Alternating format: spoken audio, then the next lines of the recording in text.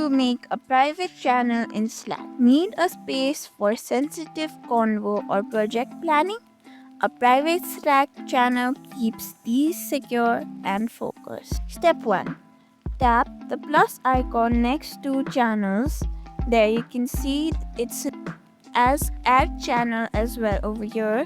Simply tap on it. There you can see search for channels. If you are already in that private channel, you can always browse it, but if you are not, then simply tap on the plus icon.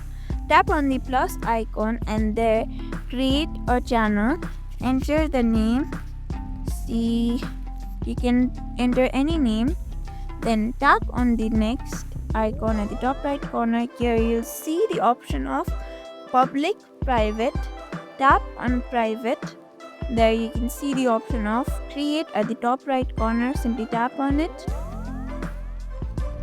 and there you go. They'll ask you to add people.